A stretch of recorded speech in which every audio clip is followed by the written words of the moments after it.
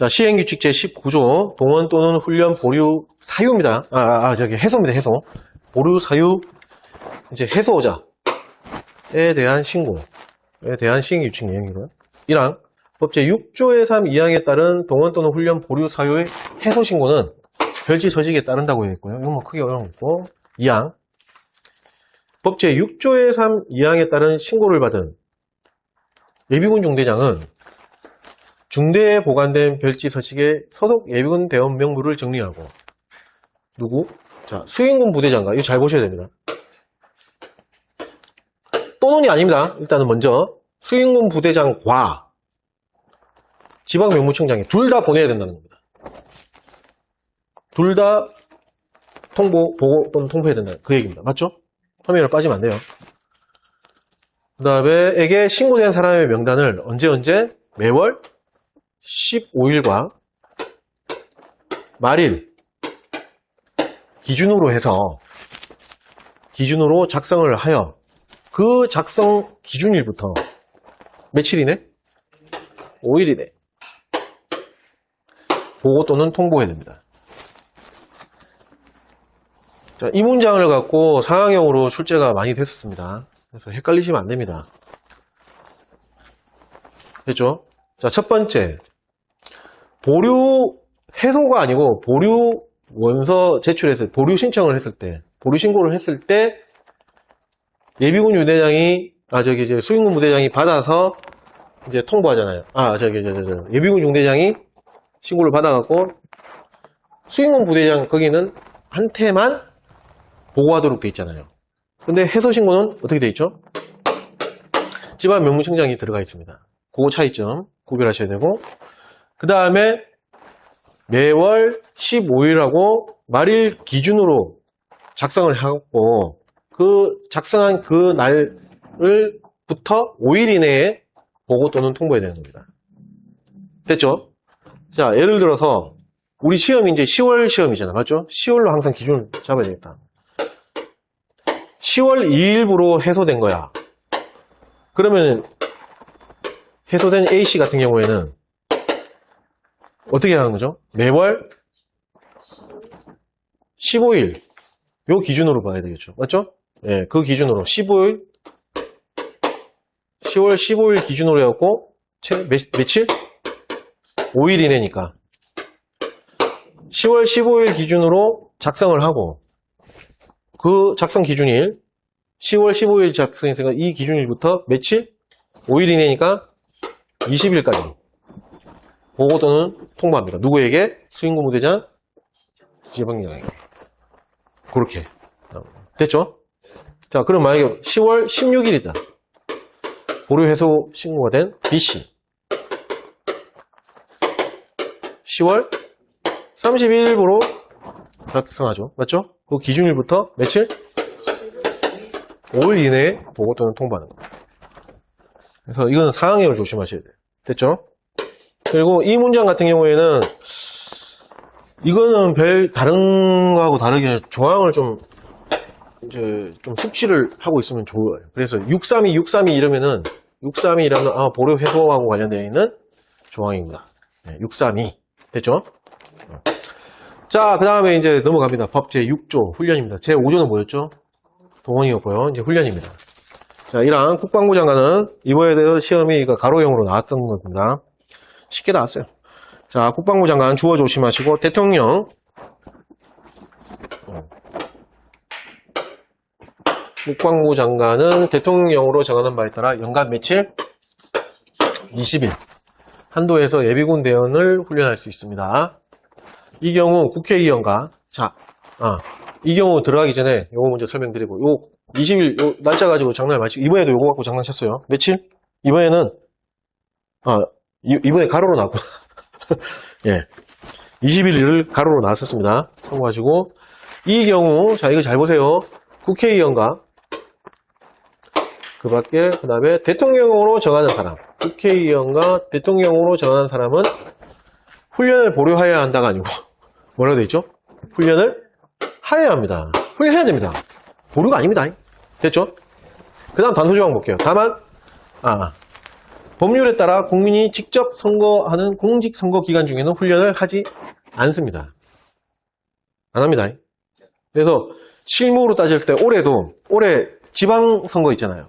6월 3일이잖아요. 그래서 이 다음 주부터 이제 지방선거 끝나는 하여튼 그 시점까지 아예 훈련 없어요. 예, 하여튼 그런 식으로 이제 정해요. 자, 그 다음 2항. 예비군 대원은 1항에 따른 훈련을 위하여 소집되었을 때에는 지휘관에 가로 훈련을 담당하고 있는 교관까지 다 포함하는 겁니다. 여기서 지휘관이라는 것은 지휘관뿐만 아니고 훈련 담당하는 교관을 포함합니다. 의 정당한 명령에 복종해야 됩니다. 3항. 1항에도 불구하고 외국에 여행 중이거나 체류 중인 사람, 마찬가지 국외를 왕래하는 선박의 선원 또는 국외를 왕래하는 항공기의 조종사, 그 다음에 승무원, 그 밖에 뭐라고 되어 있죠? 대통령령으로 정하는 사람에 대해서는 여기에 이제 훈련을 보류할 수 있습니다. 그래서 6조 3항은 훈련 보류하고 관련되어 있는 내용이고요. 그 밖에 대통령을 정한 사람은 아까 동원에서 이제 동원 조항 그 할 때 그 동원 보류할 수 있는 그거하고 일맥상통합니다. 됐죠? 근데 차이점 뭐라 그랬죠? 동원 보류는 여기에 국회의원이 들어갔었잖아요. 근데 훈련 보류는 빠져있죠. 예, 빠집니다. 심지어 이 사람들은 뭐라고 되어 있죠? 해야 된다고 그랬습니다. 예. 착각하시면 안 돼요. 그 다음 4항. 훈련 명령을 받은 사람의 훈련 연기에 관하여는 5조 2항, 즉 동원 조항에 나와 있는 그 동원 연기 그 조항을 그대로 준용합니다. 자, 그 다음에 5항. 국방부 장관은 자 주어 조심하셔야 되고 예비군 훈련 시 미세먼지 저감 및 관리에 관한 특별법에 따른 미세먼지 농도가 대기환경보전법에 따른 대기오염 경보 76회 때 이걸 또 주의보라고 해가지고 이 이름을 바꿔요. 하여튼 답답해. 하여튼 대기오염 경보입니다. 관련 기준 이상일 경우에는 실내 훈련, 그 다음에 훈련 시간 조정, 이것도 바로 나왔습니다. 훈련 시간 조정 등을 필요한 조치를 취하도록 노력해야 됩니다. 취하도록 해야 된다는 건 아닙니다. 노력하면 됩니다. 이 취하는 건 아니잖아. 맞죠? 노력하면 됩니다. 6항. 6항이 이번에 출제가 됐어요. 국방부 장관을 뭘로 바꿨다? 수행군 부대장으로 바꿔서 출제가 됐습니다. 자, 주어 조심하셔야 되고 77회 때도 병무청장으로 나왔어요. 이거 다 계속 장난쳐요. 자, 국방부 장관입니다. 주의하시고 관계 중앙행정기관장에게 5항에 따른 미세먼지에 관한 정보를 제공해 줄 것을 요청할 수 있습니다. 자, 그 다음 시행규칙 제16조 훈련 계획입니다. 1항 각군 참모총장 주어 마찬가지 조심하셔야 되고 다음에 예비군의 훈련 계획을 작성해서 매년 며칠 12월 31일까지 누구에게? 국방부 장관의 승인을 받아서 관할 수행군 부대장에게 지시해야 됩니다. 그래서 여기 동그라미 친 직책들 더 바꿔서 나올 수 있으니까 주의하셔야 되고 2항도 마찬가지 주어 각군 참모총장은 국방부 장관에게 매년 12월 31일까지 별지 서식에 따른 해당 연도의 예비군 교육훈련 실시 결과 와 별지 서식에 따른 다음에 예비군 교육훈련 대상인원을 각각 보고해야 됩니다. 자, 그 다음 페이지 시행령 제15조 훈련입니다. 1항 법 제6조 1항에 따른 예비군 대원의 훈련은 복무 연차에 따라 복무 연차는 1년차부터 8년차 그거 얘기하는 겁니다. 예, 복무 연차에 따라 연 몇 시간? 160시간. 자, 계속 날짜, 시간 이런 게 나오는데 여기에서 제가 말씀드리는데 이거 숙지하실 때 요 숫자만 생각하시면 안 돼요. 공부하실 때는 연 160시간 이내까지 이렇게 다 공부를 하셔야 돼요. 숙지를 하셔야 됩니다. 됐죠? 네. 여기도 마찬가지예요. 앞장에 연간 아까 전에 뭐라고 되어 있었죠? 예.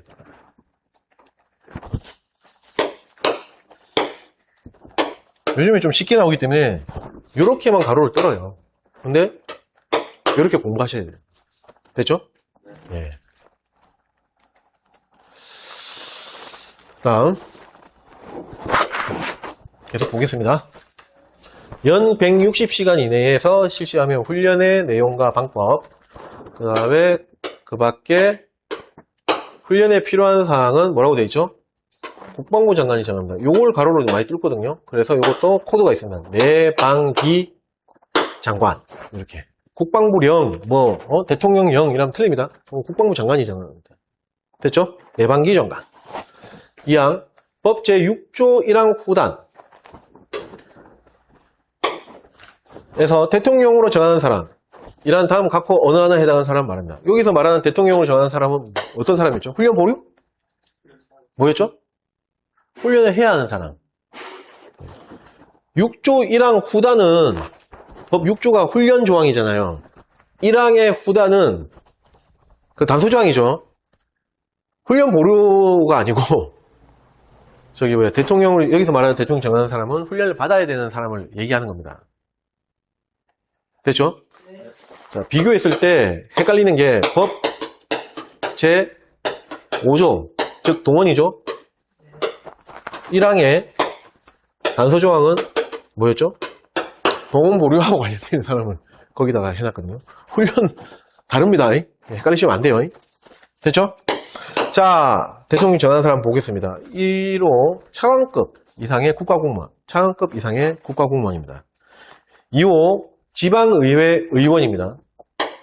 의장 내면 틀립니다. 요거 의원이에요. 근데 상황형으로 의장 A씨는 세종시 의회 의장 A씨는 훈련을 받아야 한다. 뭐 이런 식으로 나왔다. 그거는 맞는 겁니다. 왜? 의장은 국회의장하고는 좀 달라요. 국회의장은 물론 국회의원 중에서 뽑긴 하는데 그게 없어요. 그 국회 내부에서 이렇게 찬성 반대 그 투표할 그건이 없어요. 근데 지방의회는 달라요. 의원 중에 한 명이에요. 이 사람 투표권이 있어요. 제가 알기로는. 그래서 의원에는 의장도 포함되는구나라고 생각하시면 돼요. 지방의회 같은 게. 됐죠? 그래서 원문형으로 나왔을 때 의장하면 당연히 틀린 거죠. 글자도 틀리고 의장만 해당되기 때문에 틀린 거고. 상황에서 의장 A씨는 이렇게 나오면 그거는 맞는다. 됐죠? 자, 3호. 특별시장, 광역시장, 특별자치시장, 도지사, 특별자치도지사 및 시장. 여기서 말하는 시장은 제주특별자치도 설치 및 국제자유도시 조성을 위한 특별법에 따라 단서에 따라 임명되는 행정시장을 포함합니다. 저번 주에도 설명드렸지만 서귀포시장, 그 다음에 제주시장, 그죠? 그 다음 군수구청장. 여기서 말하는 구청장은 자치구청장이 아닙니다. 다 포함되는 겁니다. 됐죠? 4호 특별시의 부시장입니다. 특별시. 우리나라의 특별시가 서울특별시밖에 없잖아요. 서울 얘기하는 거예요. 됐죠? 서울특별시의 부시장입니다. 근데 이 부시장도 한정을 해놨어요. 뭐라고? 지방공무원으로 한정합니다. 이 뜻은 뭐냐면은 서울특별시에는 부시장이 3명인가? 있다고. 정무부시장, 행정부시장, 이런 식으로 우리 그 사단장 밑에 보면 행정부사단장, 작정부사단장 이렇게 있듯이 그렇게 부시장이 3명이 있대요. 근데 2명인가 하여튼 이건 그냥 팩트는 내가 잘 모르겠고 그냥 어린 윤장으로 말씀드릴게요. 이해를 돕고자 2명은 이거 뭐라 하지? 별정직 선발직. 그러니까 서울시장이 이제 투표로 선거로 해가지고 선출되잖아요. 그럼 자기가 데리고 오는 거야. 좀 해주쇼. 이렇게 외부 인사를 이제 계약직 개념으로 이렇게 불러들이는 거죠. 맞죠? 근데 한 명은 공무원 중에서 그러니까 구급부터 이러면 또 거기 단정 짓는 거 하여튼 계속 공무직 생활을 공무원으로서 생활을 하다가 승급 해가지고 부시장에 갔다. 그거 얘기하는 겁니다. 그렇게 생각하시면 돼요. 그 사람만 해당한다. 이해가시죠? 네. 그 다음에 5호 특별시, 광역시, 특별자치도 교육감입니다. 시도 지역은 상식적으로 교육감이라고 그러고요. 시군, 자치구 여기에는 교육장이라고 해요. 시도 교육감입니다. 그래서 여기 만약에 교육장 나왔다? 그러면 틀린 겁니다. 자, 그 다음에 3항, 법 제6조 제3항. 그래서 그 밖에 대통령으로 정하는 사람이란, 여기서 말하는 대통령으로 정하는 사람은 뭐죠? 훈련 보류 대상 얘기하는 겁니다. 됐죠? 그거는 13조 1항 각호 어느 하나에 해당하는 사람을 말한다. 즉 무슨 말이냐면은 아까 동원 보류 시행령이에요. 시행령 제13조가 동원 보류, 아까 뭐 소방관, 교도관, 뭐 경찰관, 그거 그대로 똑같이 간다. 그 얘기죠. 자, 사항 법 제6조 제3항에 따른 훈련의 보류 및 연기 신청에 관하여는 제13조 2항 및 14조 동원에 나와 있던 그 시행령 조항들을 그대로 준용합니다. 됐죠? 그 다음 페이지 법 제6조의 2 소집 통지서의 전달입니다. 자, 이것도 이번 시험에 가로형으로 나온 적이 있었습니다. 그때 가서 설명을 드리고, 1항 예비군 대원을 훈련할 때에는 대통령령으로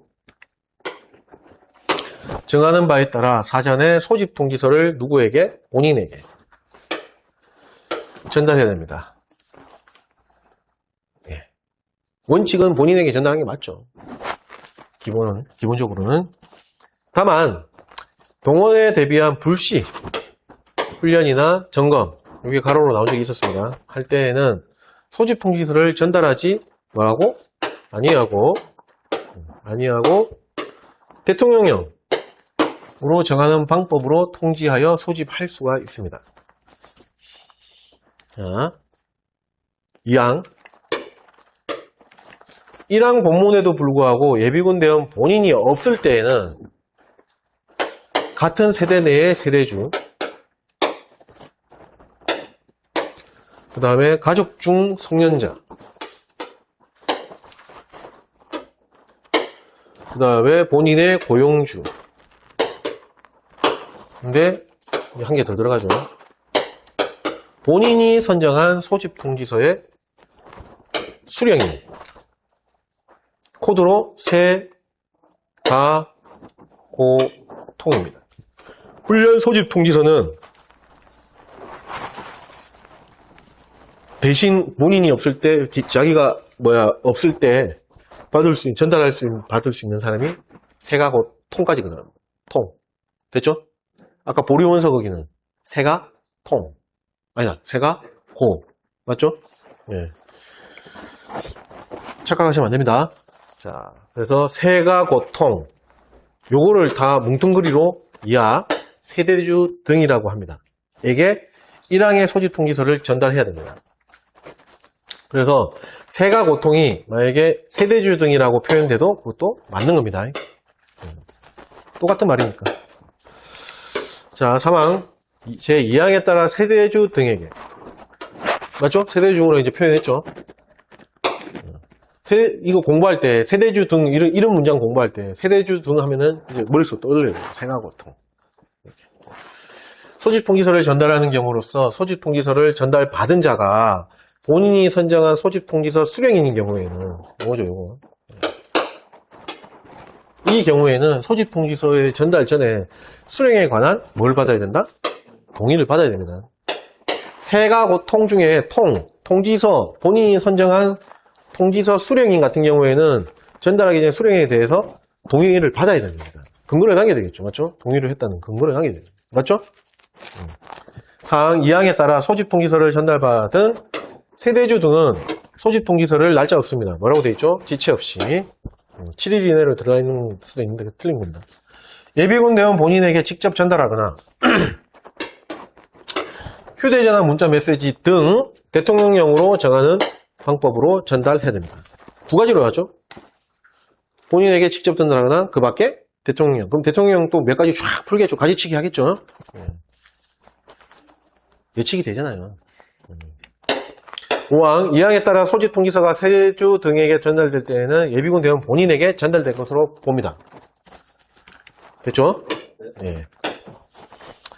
자, 그 다음 6항 6항의 문장에서 6항하고 7항에서 가로형 문제가 이번 시험에 나왔던 게 있었고요. 1항이나 2항에 따라 소집 통지서를 전달함에 있어서 특히 필요하다고 인정되어 국방부 장관이 정하는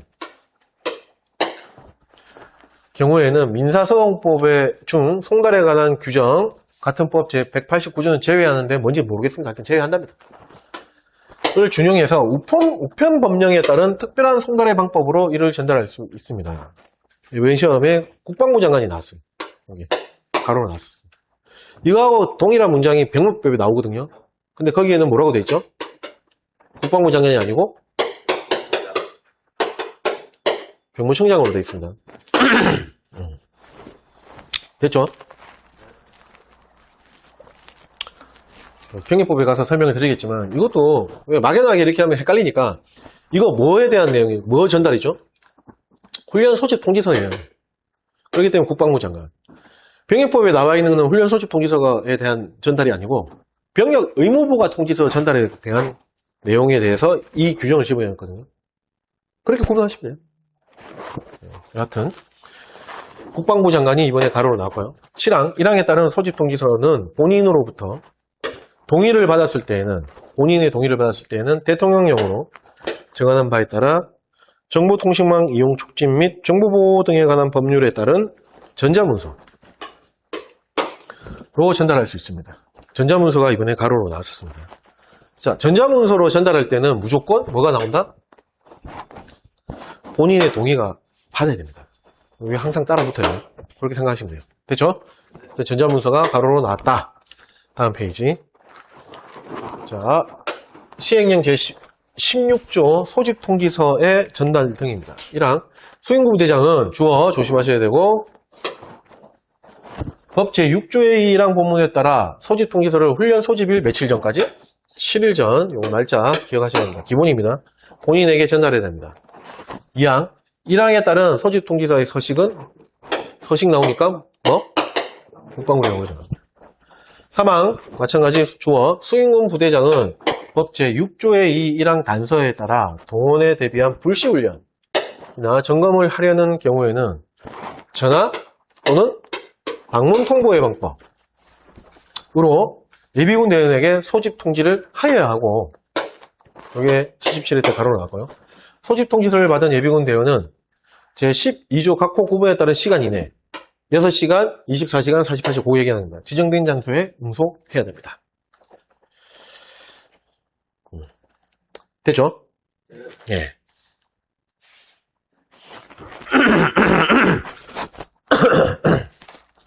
죄송합니다. 예. 전화 또는 방문 통보의 방법. 요거 갖고도 장난치셨으니까 참고하시고. 그 다음, 이거 예전 문제인데 설명드려야 되나? 요렇게만 말씀드릴게요. 앞에 전화 또는 방문 통보의 방법, 이런 식으로 구체적인 방법이 나오면은 소집 통지를 이 수라가 할 수 있다는 안 나오고 하여야 한답니다. 시행령이기 때문에. 시행령 통상 할 수 있다라는 수라는 법문장에서 많이 사용하거든요. 자, 비교해서 앞장으로 넘어가서 이거 한번 볼게요. 1항의 단서 조항. 지우고. 동원에 대비한 불시훈련이나 점검을 할 때에는 소집 통지서를 전달하지 아니하고 뭐라고 되어 있죠? 대통령으로 정하는 방법으로 통지하여 소집할 수 있습니다. 그래서 대통령령이라고 나오면 할 수 있다 이렇게 연결지어서 공부를 하시면 되겠습니다. 이게 몇 회였지? 70회 때인가? 71회 때구나. 71회 때 여기에 나와 있는 본문장에 나와 있는 이 단서조항 요 내용에다가 맞나? 요 시행령 요거 전화 또는 방문 통보의 방법으로 요런 걸 약간 섞어서 나왔다 그래야 되나? 그래 해놓고 뒤에다가 이렇게 수를 바꿔놨었어요. 예. 네. 하여튼 뭐 그렇게 나왔는데 뭐 어렵지 않게 나왔는데 그냥 출제된 적이 있어서 그렇게 설명을 드립니다. 그래서 전화 방문 통보 이렇게 구체적인 방법이 나오면은 뒤에 수로가 하여야 하고 이렇게 나오면 맞다. 근데 뭐 대통령 전화 방법 이러면 할 수 있다. 그럼 뭐 법문장이고 할 수 있다. 맞다. 이렇게만 구별하시면 돼요. 됐죠? 자, 사항. 법 제6조의 2 제4항에서 휴대전화, 문자, 메시지 등 대통령으로 전화하는 방법이란 다음 각 호 어느 안에 해당하는 방법을 말합니다. 이번 시험에 이게 나왔어요. 이게 나왔어요. 예. 법문장에는 뭐라고 되어 있었냐면은 본인에게 직접 전달하거나 교재 앞페이지 지금 강의하고 있는 거 앞페이지 27-2페이지인가요? 맞죠? 아이구나. 맞네. 27-2페이지. 사망. 넘어오기가 보자. 사항입니다. 요거. 본인에게 직접 전달하거나, 뭐라고 되어 있죠? 휴대전화, 문자, 메시지 등 대통령으로 전하는 방법. 이렇게 두 가지로 이렇게 해가지고 표현해놨죠. 여기서 2번. 휴대전화, 문자, 메시지 등 대통령으로 전하는 방법을 다음 페이지, 아까 말씀드렸던 이 사항에다가 구체적으로 풀어놨습니다.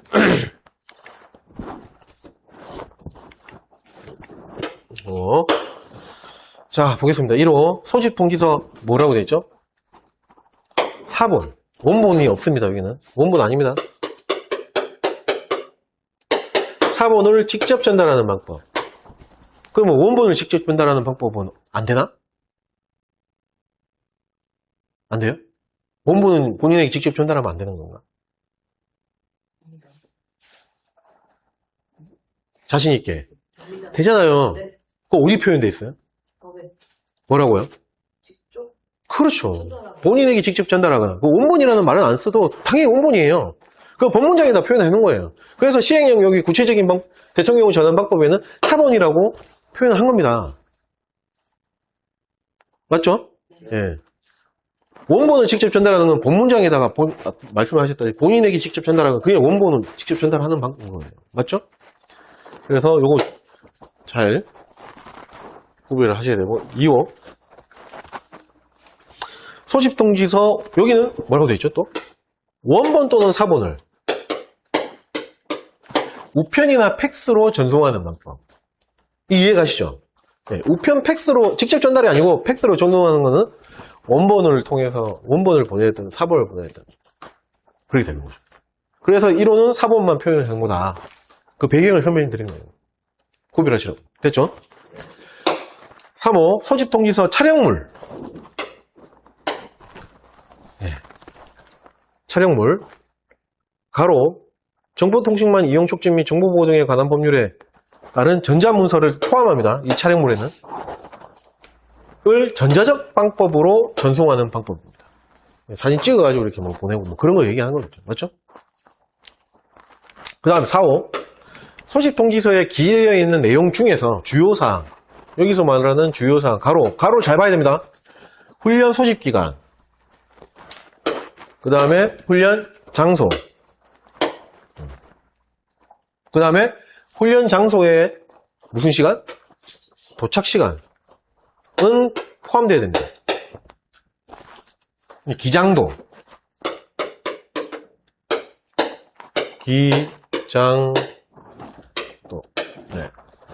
를 휴대전화, 문자, 메시지 등 전자정박법으로 전송하는 방법입니다.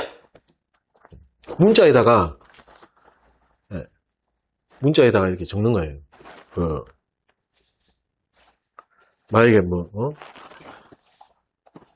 아버지가 대신 받았어. 자기 아들한테 훈련 대상자가 아들한테 이렇게 보내는데 요렇게 야, 너 소집기간 훈련기간 언제고 훈련 장소는 어디 훈련장이고 A 훈련장이고 반드시 9시까지 도착해야 된다. 뭐 이러죠. 도착 시간 이해가시죠? 이번 시험에 이게 가로로 이거를 가로가 아니고 이 도착 시간을 훈련 유형으로 바꿨어요. 네. 맞나요? 네, 그렇게 나왔어. 주의하셔야 돼요. 사지선다로 나왔는데 1, 2, 3, 4, 5를 풀고 여기다가 오답 포인트를 준 거예요. 을 휴대전화, 문자, 메시지 등 전자적 방법으로 전송하는 방법입니다. 그 다음에 5호 그 밖에 1호부터 4호까지 규정에 전하는 방법으로서 소집통지서에 기재되어 있는 내용 중 주요 사항을 마찬가지입니다. 기장도, 소집기간, 그 다음에 훈련 장소 무슨 시간? 도착 시간. 네. 포함되어야 됩니다. 을 알리는 방법. 그래서 대통령으로 정하는 방법은 1호부터 5호까지. 결국은 전부 다예요. 수단과 방법을 가지 않고 전방 전달. 근데 이번 시험이 하여튼 도착 시간을 훈련 유형으로 바꿔서 나왔습니다. 기장도. 예. 5항 수인군 부대장은 법제. 기장도 하면은 또 시간 이걸 또 도착 장소 이렇게 훈련 장소 있어요. 도착 내용. 기장 도시. 기장 도시. 예. 우리 부산에 보면은 기장군이 있잖아. 그 시로 승격된 거야. 그래. 기장 도시로 된 거죠. 말도 안 되는 소리 하고 있네. 맞죠?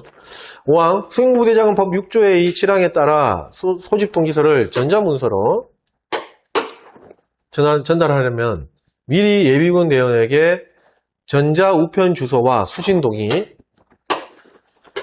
이런 거 충분히 가로로 나올 수 있겠죠. 를 받아야 하며 훈련 소집일 며칠 전? 30일 전에 인터넷을 이용하여 훈련 일정을 공시해야 됩니다.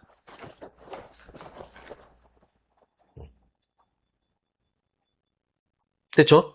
네. 77일 때 10일 전 이렇게 나와요. 이거 갖고 장난치니까 문제 많이 푸시면 뭐 틀릴 수가 없어요. 6항 예비군 대원이 제5항에 따라 수인군 부대장이 공시한 훈련을 받겠다는 의사를 훈련 소집일 며칠? 12일 전. 그 다음에 훈련 소집일이 만약에 휴일일 경우에는 휴일을 며칠 전? 3일 전. 1, 2, 3. 12일 전, 3일 전. 이 교육훈련 훈련하고 그게 이제 연계돼갖고 이렇게 하는데 하여튼 따로 보고 공부하십시오. 됐죠? 네. 12일 전, 3일 전. 이런 거 가로로 많이 나와요. 예. 까지 전자문서로 통지한 경우에는 본인의 동의를 받아서 소집 통지서를 전자문서로 전달한 것으로 봅니다. 됐죠? 네. 그냥 이거예요. 인터넷에다가 훈련 일정을 공시한 거예요. 며칠 전까지? 며칠 전에? 30일 전에 훈련 대상, 해당하는 그 훈련 대상자들한테 요렇게 훈련 요때 있다라고 이렇게 공시를 한 겁니다. 통지서를 보낸 게 아니고 훈련 공시를 한 거예요. 예비 홈페이지 들어가면 볼 수 있어요, 자기가. 공시를 한 겁니다. 그럼 그 기간을 줘요. 네, 요때 훈련을 받겠습니다. 뭐 이런 식으로. 예를 들어서 기본 훈련인데 10월 10일도 기본 훈련이 있고 그 다음에 10월 11일, 10월 12일.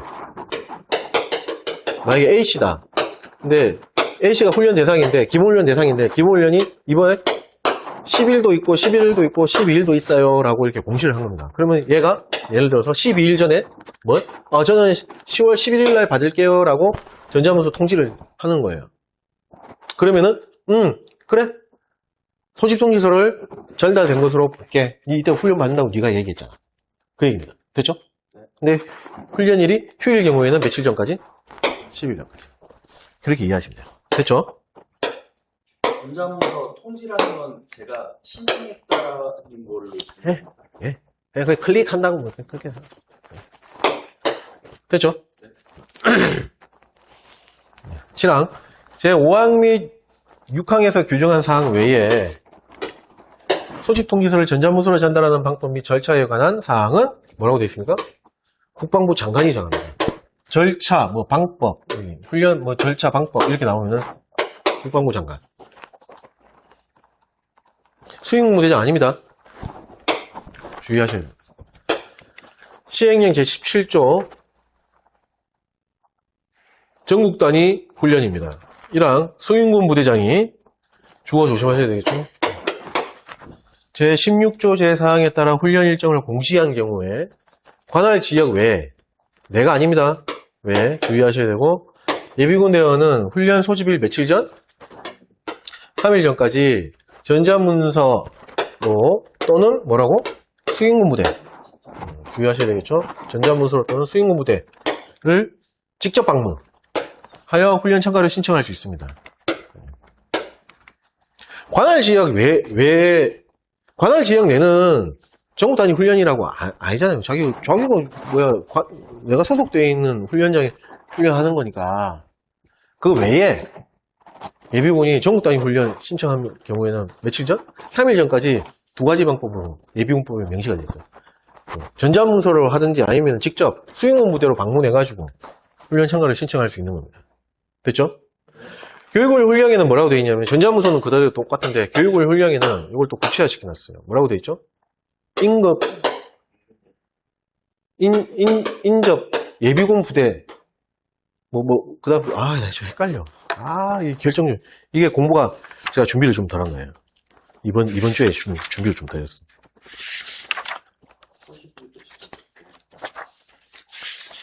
이게 바로 탁 튀어나와야 되는데, 네.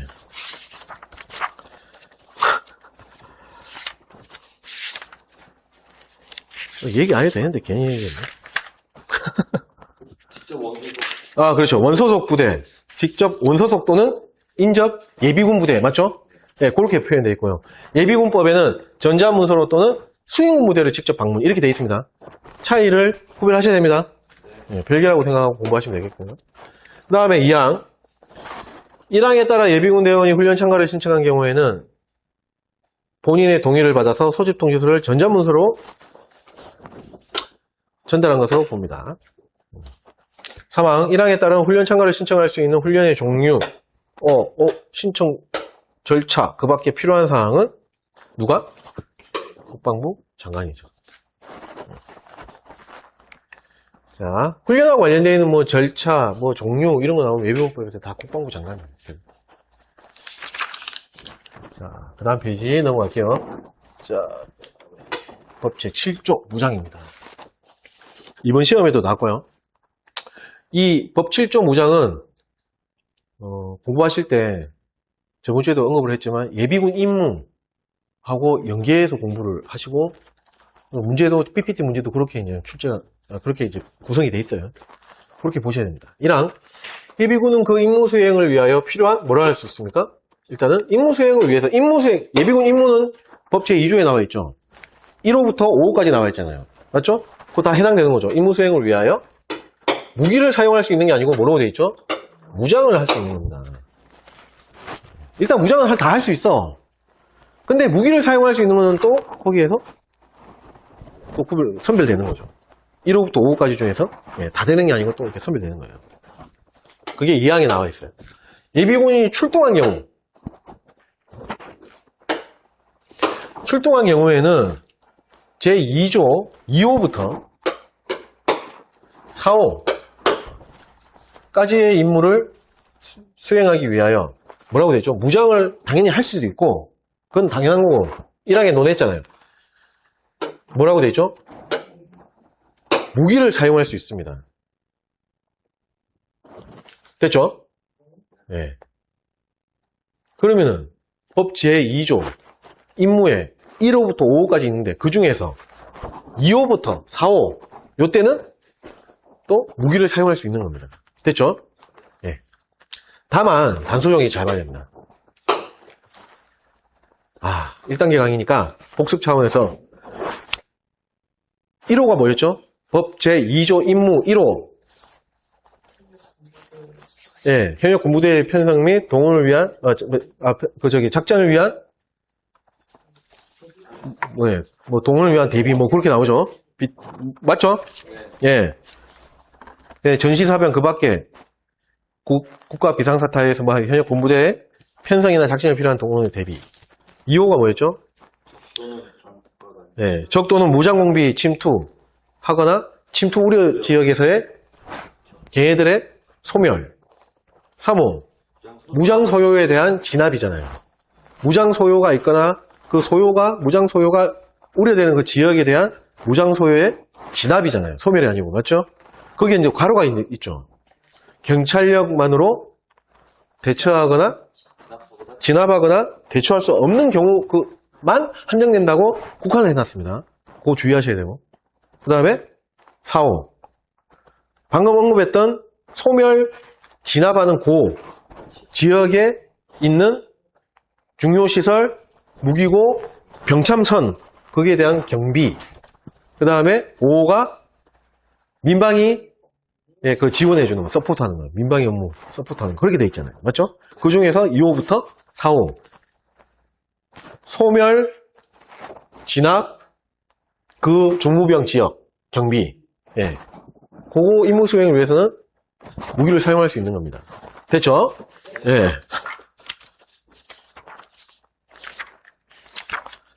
자, 그렇게 돼 있고, 그러면 이제 또 단서 조항 좀 볼게요.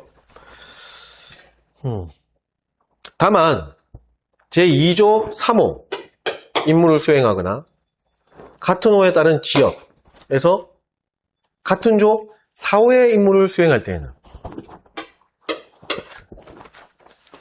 무기를 사용하지 아니하고는 무장 소요를 진압하거나 중요시설을 등을 경비할 수단이 없다고 인정되는 뭐라고? 경우에만 필요한 최대한이 아니고 최소한도의 무기를 사용할 수 있습니다.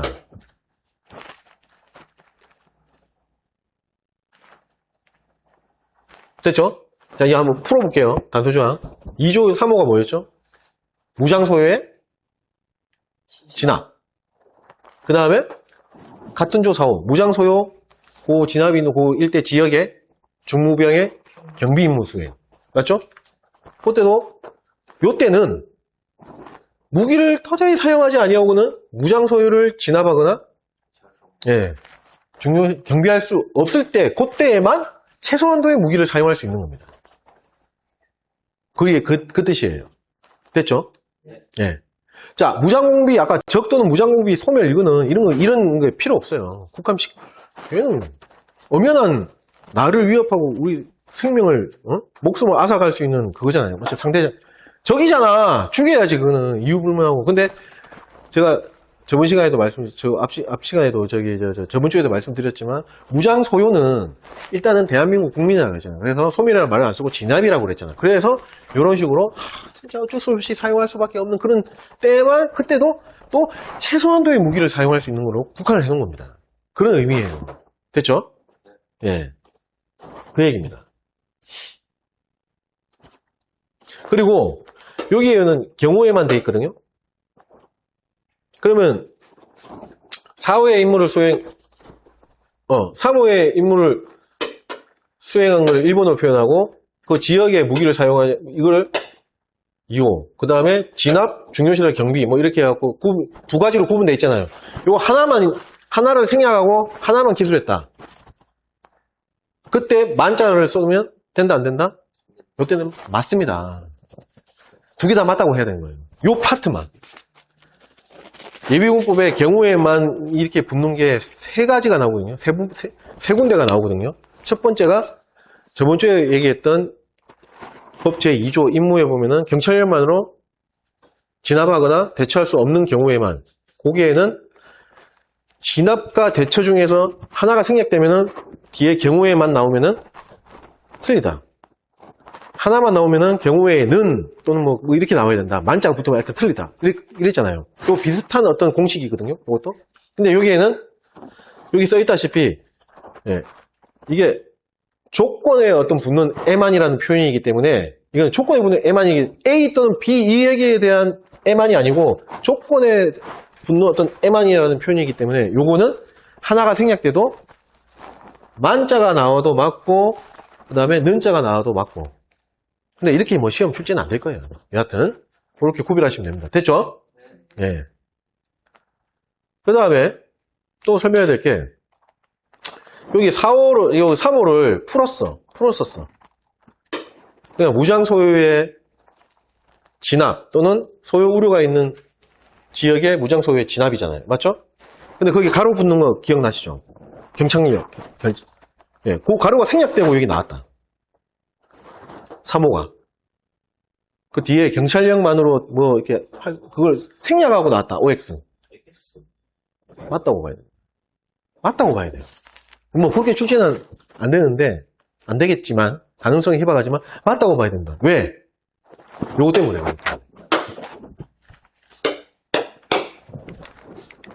요거 때문에. 이것도. 출동했잖아요. 출동했다는 거는 그런 것들이 다 고려가 돼서 출동했다고 보는 겁니다. 그래서 그게 생략이 돼도 그 가로 경찰력만으로 진압 또는 대처할 경우에만 그게 생략이 돼서 이 3호를 풀어도 맞다고 봐야 됩니다. 그런 경우에는 앞에 예비군이 출동한 경우라는 게 명시가 되어 있을 때만 또 그렇게 복잡하게도 들어갈 수 있는데, 그렇게까지는, 예. 우리가 자꾸 함정을 파지 말고요. 어느 선에서 끊자고요. 이게 말장난이기 때문에 막 파고 들어가면은 국어가 이래서 어려운 것 같아요. 예. 그 질문이 나올 줄 알았어요. 항상 질문 들어와. 근데 뭐 그렇게 되겠어요. 그렇게 고려를 하고 이해를 하시면 돼요. 제가 말씀드린 이 자체도 시험 나오지는 않을 것 같아요. 근데 그냥 이해를 돕고자 해서 말씀드리는 거예요. 출동한 경우라고 명시를 했기 때문에 출동을 했다는 거는 그런 것까지 다 고려해가지고 출동해. 그렇게 된 거잖아요. 그래서 그게 생략이 돼도 맞다고 이렇게 연계해서 보시면 된다는 거죠. 됐죠? 자, 그 다음에 계속 보겠습니다. 이번 시험에 방금 언급했던 이거 2항이 사지선다인가? 사지선다 문장으로 출제가 됐었습니다. 참고하시면 되고. 그리고 76회 때 2호, 4호 이런 걸 가로로 했어요. 단순하게 이걸 가로로 했다는 게 아니고 그렇게 해가지고 이렇게 설명해놓고 하여튼 문제 뭐죠? 기억나시죠? 네, 그런 식으로 나왔었어요. 자, 3항 1항에 따른 무장을 위한 무기 탄약 장비 및 그 밖의 부속품 등의 유지와 관리에 관한 사항은 누가 수행합니까? 군부대장이 수행합니다. 다만 필요한 경우에는 대통령령, 국방부령 아닙니다. 대통령령으로 정하는 바에 따라 그 임무를 경찰서장에게 위탁할 수 있고요. 경찰서장은 이거를 또 어떻게? 누구에게? 직장 예비군 부대 지휘관에게 다시 위탁할 수 있습니다. 자, 무기 탄약 장비 요거는 관리는 누가 한다고 되어 있죠? 군부대장이 합니다. 그래서 국방부 장관 거기 권한 위임 위탁 저번 시간에 얘기했던 국방부 장관의 권한 위임 위탁에 무탄장이 들어가면 안 된다고 제가 한번 언급했던 거 기억나시죠? 요거 때문에 그런 거예요. 군부대장이 수행하겠다고. 국방부 장관은 민간인이잖아. 맞죠? 자, 그 다음에 군부대장이 누구에게 위탁할 수 있다? 경찰서장한테 위탁할 수 있습니다. 그 다음에 경찰서장은 또 필요할 경우에는 또 누구에게? 직장 예비군 지휘관에게 위탁할 수 있는 거예요. 여기 가로로 나왔었습니다. 직장장으로 나왔었습니다. 그거 주의하셔야 되고. 그러면 자, 군부대장이 이렇게 되면은 직접 다이렉트로 경찰서장을 건너뛰어서 직장 예비군 지휘관에게 위탁할 수 있냐 이거죠. 할 수 있을까요? 요렇게 절차가 가야 되는데 요렇게 다이렉트로 갔다. 이 OX 행정 간소화 차원에서 안 됩니다. 이거 안 돼요. 절대 안 됩니다. 됐죠? 네, 요렇게 가는 겁니다. 요렇게. 경찰서장도 부대장한테 이제 위탁받은 그 사람이 필요할 때 직장 예비군 지휘관한테 다시 위탁할 수 있는 겁니다. 군부대장이 직장 예비군 지휘관 다이렉트로 안 됩니다. 네, 있을 수가 없는 일이에요. 주의하셔야 되고 상황인 같은 거에 주의하셔야 되는 거죠. 자, 그 다음 시행령 제18조 무기 및 탄약 등의 관리입니다. 1항 법 제7조 1항에 따라 예비군이 무장하는 경우에는 무기 탄약 장비와 그 밖의 부속품 등은 군의 보급 절차에 따라서 보호합니다. 2항 군부대장은 주어 조심하셔야 되고 군부대장은 법 제7조 3항에 따라 예비군의 무장을 위한 무기 탄약 장비와 그 밖의 부속품 등을 수행군부대장이 지정하는 장소에다가 통합 보관이 아니죠. 뭐라고 되어 있죠? 분리 보관해야 됩니다. 우리 현역 때 이거 무기고 탄약고 맞죠? 분리 보관해야 됩니다. 자, 3항 법 제7조 제3항 단서에 따라 예비군의 무기 탄약 장비와 그 밖의 부속품 등의 관리에 관한 사항을 위탁받은 경찰서장은 군수품관리법에 따른 물품 관리관으로 봅니다. 운영관 아닙니다. 물품 관리관으로 봅니다. 됐죠? 네. 예. 동그라미 친 것도 요 괄호로 나왔은 적이 있으니까 주의하셔야 되고 이번 시험에는 1항 요 내용 요 문장하고 그 다음에 2항 이 문장이 사지선다의 하나의 요소로 이렇게 다 들어갔었습니다. 참고하시면 되겠습니다. 그렇게 하고, 네. 넘어가겠습니다.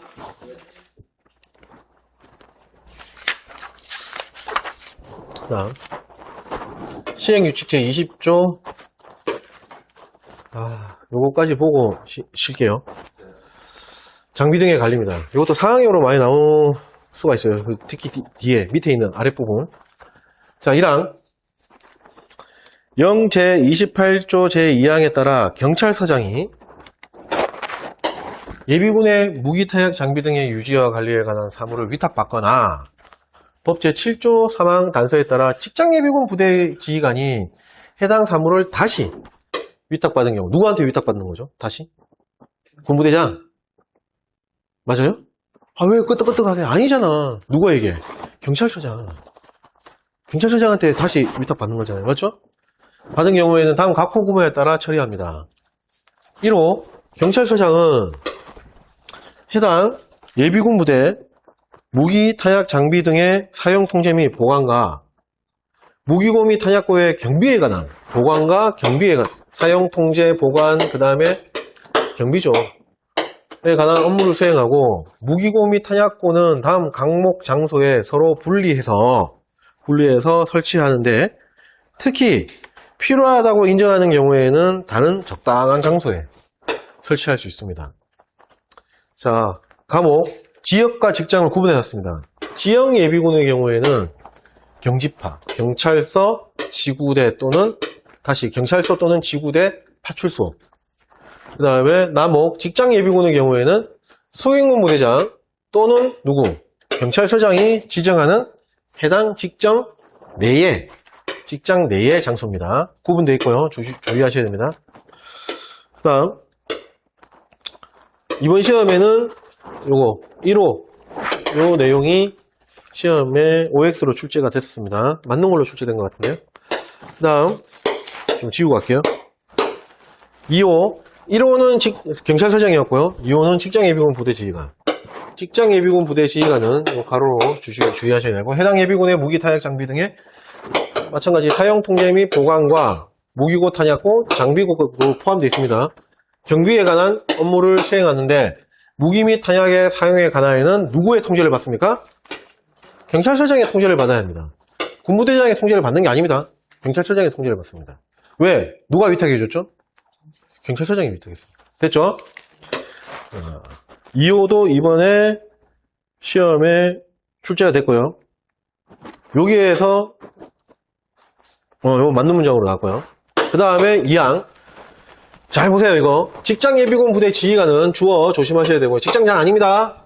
매월 말일 기준으로 해당 예비군의 무기, 타약, 장비 등의 유지 및 관리 사항을 예비군 업무 통합관리용 전산 시스템 양식에 입력한 후에 그 다음 달 5일 며칠까지? 5일까지 관할 경찰서장에게 수행부대장 아닙니다. 군부대장 아니에요. 경찰서장에게 서면 또는 전산 시스템을 통해서 보고해야 됩니다. 이 문장도 이번 시험에 OX 아까 마찬가지로 연결해서 시험에 나왔는데 어떻게 나왔냐면은 매월 말일 기준 이거를 매월 5일 기준 이렇게 요 다음 달 5일하고 약간 바꾼서 출제되는 걸로 그렇게 나왔어요. 그래서 다음 달 5일을 뭐라고? 그 달 말일까지 이렇게 나왔어요. 참고하시고 다만 단소조항 볼게요. 무기 타약 장비 유지 관리가 아니고 소모하거나 망실한 경우에는 이때는 날짜 없어요. 지체 없이 보고해야 됩니다. 유지관리사항, 평상시에 어떤 유지관리, 정기적인 어떤 그런 보고 개념이죠. 유지관리사항에 대해서는 매월 말일 기준으로 해갖고 다음 달 5일까지 하는 거고요. 소모하거나 망실, 이럴 때는 변동이 있잖아요. 이럴 때는 지체 없이. 됐죠? 자, 그 다음에 3항, 경찰서장 입장에서. 경찰서장은 방금 전에 언급했던 직장예비군 부대 지휘관에게 위임하지 아니한 무기타약 장비에 관한 유지관리 사항과 위탁 안 한 거, 자기 갖고 있는 거. 그 다음에 2항에 따라 직장예비군 지휘관으로부터 보고받은 유지관리 사항. 그 두 가지 있겠죠, 맞죠? 그거를 별지 서식에 따라 작성해서 다음 달 5일이 아니고 며칠? 다음 달 10일까지 날짜 기억하셔야 됩니다. 까지 누구에게? 수행군 부대장에게. 수행본부대장에게 보고해야 됩니다. 자, 가로 보겠습니다. 여기서 말하는 수행본부대장은 경찰서 관할 지역에 있는 수행본부대가 만약에 2개가 있다.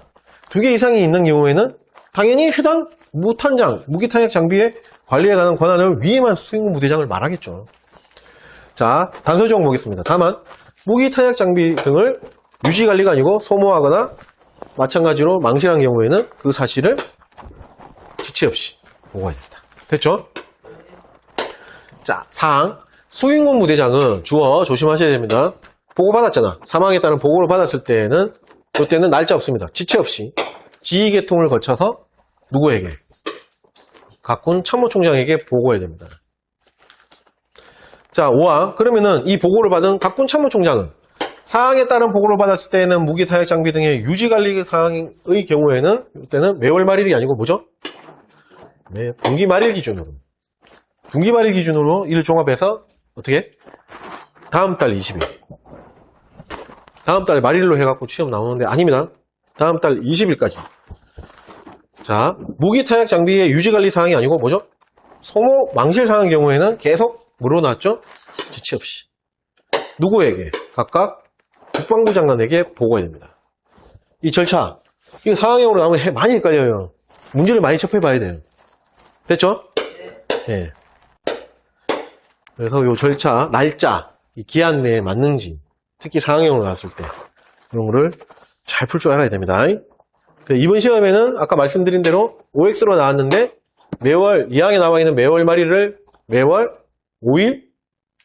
이렇게 나왔고, 다음 달 5일을 그 달 말일, 뭐 이렇게 나왔었어요. 됐죠? 예, 지금까지 요 상황에 대해서 제가 떠들었는데, 요게, 요렇게 정리가 된. 요게,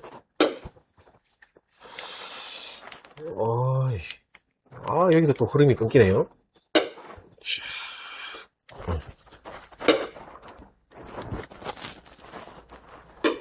요겁니다, 요거. 자, 직장 예비군 지휘관은 매월 말일 기준으로 해서 맞죠? 다음 달 며칠? 5일까지 누구에게? 경찰서장에게 위탁을 해준 경찰서장에게 보고하죠. 보고 또는 통보하고 그걸 받은 경찰서장은 내가 갖고 있는 거 내가 위탁한 거하고 그 다음에 직장 예비군 지휘관한테 그 위탁했던 거 그거까지 다 종합해갖고 매월 맞죠? 예. 며칠? 10일 이내에 누구에게? 수행본부대장에게. 그럼 수행본부대장은 총장에게 지체 없이. 그 총장은 국방부 장관한테 매월이 아니고 분기 기준으로. 맞죠? 다음 달 20일까지. 그렇게 돼 있는 겁니다. 이거를 문제를 많이 풀고 해야지만 안 틀립니다. 됐죠? 예, 이 문장만 이해했어. 됐어. 이거 아예 안 틀려. 절대 안 무조건 틀립니다. 해보십시오. 자, 그렇게 설명드리고 요 시행규칙까지만 보고 오실게요. 연결되는 부분이 있어서 아직 1분 남았네.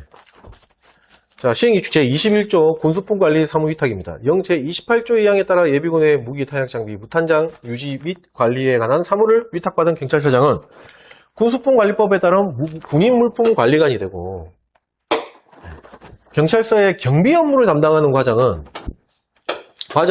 군인물품 관리관이 아니고 군인물품 운영관이 되며 군인물품 관리관, 운영관이 아니고 관리관이 그 소속 직원 중에서 지정하는 사람은 군인물품 출납 공무원이 됩니다. 됐죠? 그래서 여기 직책들 헷갈리지 않고 본인이 붙고 안 붙고 이건 너무 신경 안 써주셔도 돼요. 결국에는 경찰서장은 관리관, 그 다음에 과장은 운영관, 그 다음에 관리관이 지정한 그 직원은 출납공무원. 그렇게 되는 거예요. 물품 출납공무원. 그것만 잘 구분하시면 돼요.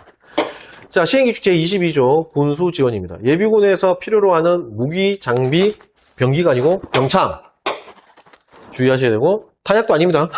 이에 정비 등 일반 군수 지원에 관한 세부 사항은 누가?